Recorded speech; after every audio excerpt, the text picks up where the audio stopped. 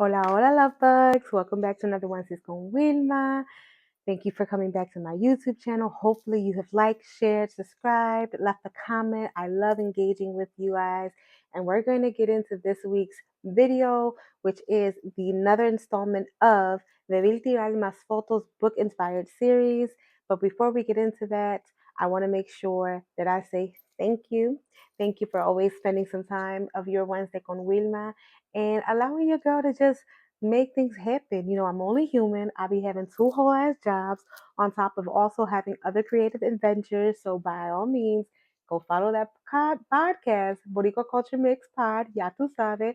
And then I also initiated a health and wellness journey called Corazón y Cuerpo Colectiva, which is where we just inspire those who move to the movements to connect to their heart, their mind, and their body, and just be active in the best way you can be, and encouraging each other online. And hopefully that it can turn into something that we do in person. So without further ado, I'm going to put all of those handles in the description box, and let's get into this week's video. So, as you know, I started the Tirar Más Fotos series a few months ago. And in doing so, I was trying to be as strategic as possible in picking out a bunch of the books. We went over War Against Puerto Ricans, we did Velorio, we did Defectors, and now we're going to do Oscar López Rivera's Between Torture and Resistance. So a little bit of story time, I had spoke about when I was doing the war against Puerto Ricans, all Puerto Ricans in my first video. I had stated that I was part of this initiative in Philadelphia where we were able to go to Puerto Rico and do um, a volunteer project as well as see the island in a completely different light. We went to various different cities and towns in Puerto Rico, and it was to see the island fully, outside of a tourist view, outside of just what normally we would do, which would be go to family and things of that nature. We were supposed to make a stop in San Juan, Puerto Rico. However, if you can remember, I said I was part of the cohort of 2019. Summer of 2019 was wild as fuck on the island, and for good measure. The people came together and decided that Ricky, he gotta go. He had come out that, him inappropriate messaging about the mishandling of Huracan Maria, along with all other corruptions. It just formulated the perfect storm for folks to be like, absolutely not. We are tired of this shit. You have to go. And so the protest came out during the time that we were literally on the island trying to do these excursions and figure out what to do, because San Juan was a pivotal moment and stop for a particular trip. So, like I said, this is during the time of Verano 19, where a bunch of wild messages were leaked regarding misogynistic, homophobic, mocking comments, and really crude jokes about victims of Huracan Maria, insults directed to other political opponents, journalists, activists. Um, Ricardo Rosello had to go. So that outrage just really encapsulated everyone's tiredness of just years of corruption, mishandling of prices. And mind you, this is freshly right after Huracan Maria. So la gente estaba completely tired. To live through such traumatic event, and then your governing person is mocking and making fun of, and or not just him, whoever he was speaking to at the time, you're sitting here what the fuck? You know what I mean? And so people went through it specifically in San Juan. So for that particular time with our group, we actually ended up going to Santurce, and we were able to, through the connections of the group, instead of going to La Fortaleza and seeing governing things from Puerto Rico, we spent the time and we spoke with Oscar López Rivera. And to see this man, he looked just like anybody's abuelito, super calm, well, just soft spoken. And I don't know in my mind what I expected to see in him when I first saw him. Maybe because of age, there was just this calm demeanor. I don't know what I thought was gonna happen, was gonna see, but there was just this calmness, this matter of factness, you just didn't go through this hard prison moment and for the cause of independence. And mind you, the resurgence of like this awakening that's happening around you. It was really, really cool to be able to hear him speak, to just be in his presence, and a few years later, finally get to read his book, get his book, and see it, and hear his story for myself, and what he's went through. So we're gonna get into it. So, like I said, this is during the time of Verano 19, where a bunch of wild messages were leaked regarding like misogynistic, homophobic, mocking comments, and really crude jokes about victims of Huracan Maria, insults directed to other political opponents, journalists, activists. Um, Ricardo Rosello had to go. So that outrage just really encapsulated everyone's like tiredness of just years of corruption, mishandling of crises. And mind you, this is like freshly right after Huracan Maria. So la gente estaba completely tired. Like to live through such traumatic event, and then your governing person is mocking and making fun of, and or not just him, like whoever he was speaking to at the time, you're sitting here like, what the fuck? You know what I mean? And so people went through it specifically in San Juan. So for that particular time with our group, we actually ended up going to Santurce, and we were able to, through the connections of the group, instead of going to La Fortaleza and seeing governing things from Puerto Rico, we spent the time and we spoke with Oscar López Rivera. And to see this man, he looked just like anybody's abuelito, super calm, well, like just soft spoken. And I don't know in my mind what I expected to see in him when I first saw him. Maybe because of age, there was just this calm demeanor. I don't know what I thought was gonna see, but there was just this calmness, this matter of factness, like you just didn't go through this hard prison moment, and for the cause of independence. And mind you, the resurgence of like this awakening that's happening around you. It was really, really cool to be able to hear him speak, to just be in his presence, and a few years later, finally get to read his book, get his book, and see it, and hear his story for myself, and what he's went through. So we're gonna get into it. So before we get into the book, a little bit about who Oscar Lopez Rivera is. He was born in 1943 in San Sebastian, Puerto Rico, where he then migrated to Chicago. He was then, I believe he is a war veteran for Vietnam, when he moved to Chicago. And then he became deeply involved in the pro independence movement, joining Fuerzas Armadas de Liberación Nacional, FALN, which was a organization that advocated for Puerto Rico's independence from the U.S. colonial rule. Now, Oscar spent his time in prison in 1981 being convicted of seditious conspiracy. So let's get into what that even is. Looking it up, it is a federal crime involving two or more people conspiring to overthrow, put down, or destroy the U.S. government by force or levy a war against it. It also includes conspiring to oppose the government's authority or hinder execution of a U.S. law by force. And conviction of the result can result to prison into 20 years. So, although no one was harmed in the incidents he was tied to, he was sentenced to 55 years in prison, which a lot of the book goes into that time, a lot of like poems and just thought process, just him like journaling and having those conversations. And he had an additional 15 years added in 1988 for an alleged escape plot, which he spent a total of actual 36 years in prison, 12 of which were in solitary confinement, making him one of the longest held political prisoners in the U.S. history. He was released in 2017 after President Obama commuted his sentence. Let's go back. Being in solitary confinement, the amount of like reports and things of that nature that like rewires your brain, that is wild that he spent 12 years of 36 of the years that he served in solitary confinement. You can't tell me, according to the title of the book, that is cruel and unusual punishment and torture.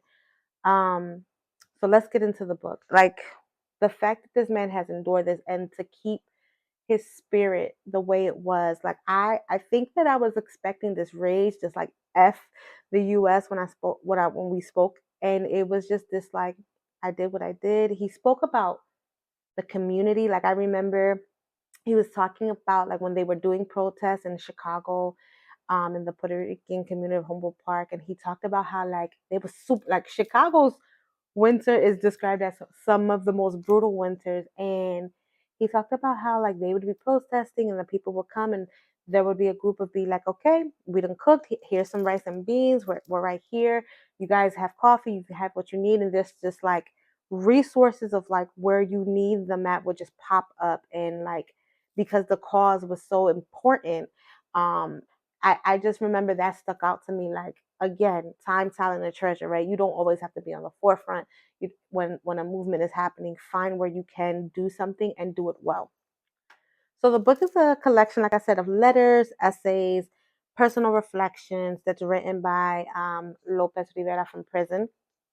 The book does provide really good insight into his ideology, resilience, unwavering commitment to Puerto Rico, of self determination, and despite the harsh conditions that many international organizations described as torture, like I spoke before, like the title of this book is very fitting, Between Torture and Resistance, because that's where he spent a lot of his time. Um, Going into the pro independence movement portions of the book, it's grounded in anti colonial but pro independence struggle that has long existed in Puerto Rico. He viewed the U.S. governance of Puerto Rico as a colonial imposition and aligned himself with a movement that includes figures like Pedro Abisu Campos, Lolita Lebron, and he believed in the right of Puerto Ricans to self determination and saw imprisonment as a consequence of resisting colonial oppression. He wrote in the book, colonialism is the problem, independence is the solution.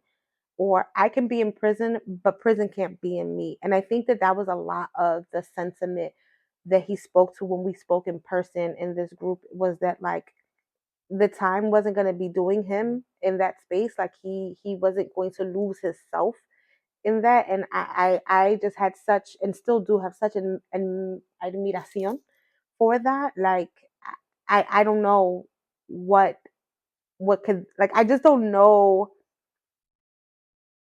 Like it's that's like, how do you go into a situation? It's like you really have to recognize and decide when you go up for a movement, what are you willing to give or what are you willing to give up, right? Like a lot of the times when I think about movements like the civil rights movement, like I had just watched Genius with my husband with MLK and Martin Luther King, and the glimpse of the life that they did, they like those subtle normalcies that they had to give up because they were the face of these movements, like, and the wives that had to do other things and show up in other ways because their husbands were out here fighting for the rights of Black Americans. Like that's a lot of sacrifice. And so I guess that's the major word that I'm searching for. Like, what are the sacrifices that you're willing to do when a movement isn't just a bumper sticker that you put on your water bottle, but is like something that you have to live, breathe, and like I said, maybe even die for or give a lot of chunk of your time. Um, he writes, I refuse to be a passive victim of the prison system. That was super important for him. Like this theme of I am here, but this is not my end. Like there was just like constant notion, like this is not my end. The overall message is resistance, right? Like despite the brutal conditions and psychological warfare, like he remained still in his beliefs. Colonialism and freedom. The book very much and rightfully so critiques the U.S. imperialism and advocates for Puerto Rican sovereignty. The conversations of dignity and human rights, like sheds a light on the inhumane conditions of political prisoners and assets of and asserts the dignity of the oppressed. Solidarity, right? The book underscores the importance of collective struggle and international solidarity, um, especially during this time. Like I've seen a lot too. Like there's, I forget the creator's name on Instagram, but he parallels a lot of like Palestine's struggle with Puerto Rico before the war that has been going on. Like oh, I wish I could remember his name, but I remember seeing a lot of like his posts being like Puerto Rico stands with you. We understand what it's like to be under colonial rule. And so that the book really drives home like a necessity for international solidarity. So the point of this series, I wanted to not just like get into more like Puerto Rican history and culture and things of that nature, but really pair a book with a song from the Debí Tirar Más Fotos album because it's such a love letter to Puerto Rico and its culture. And Bad Bunny's killing it, bro. Like killing it. By the time this comes out, I think he may have done like 9 shows. I cannot wait to go in August. I'm going to lose my freaking mind. But when I first read the book and thought about my experience, definitely it wasn't a song on DTMF. It was El Apagón. Um, but as I finished and like fully did my complete reflection, lo que le pasó a Hawaii was very big on my heart in the sense of the lyric "No suelte la bandera, no olvido el Lelolai." Um, and it was just like, yes, that is it. Like literally, this book encapsulates like do not give up. This man gave 36 years of his life. Like, do not give up. Do not allow people struggle before you for pro independence to go in vain. Like it was just like a no brainer that song pairs well with this book. So with that being said, this is the 4th installment of my Debí Tirar Más Fotos book series. We have done Oscar López Rivera's Between Torture and Resistance, and I will do a better job of continuously being consistent and giving you book reviews. Por favor, please look him up. Definitely give them, get this book and learn about him. Like this country that we live in is not going to highlight our heroes of any minority group, right? Like they have, and even now in more times, like they are doing the their damnness to strip away our contributions to history, or more importantly, what they have done to us. So please seek out the information, like creators like me, do additional research, and definitely support Oscar Lopez Rivera.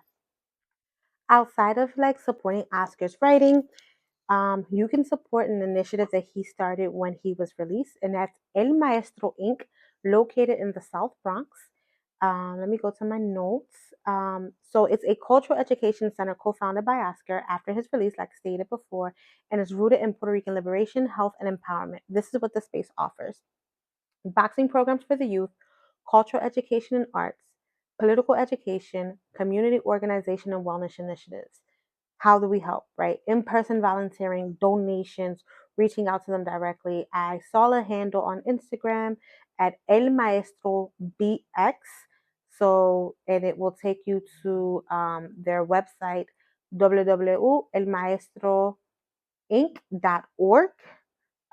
And that will give you information on the site as well. But their Instagram handle is El Maestro BX.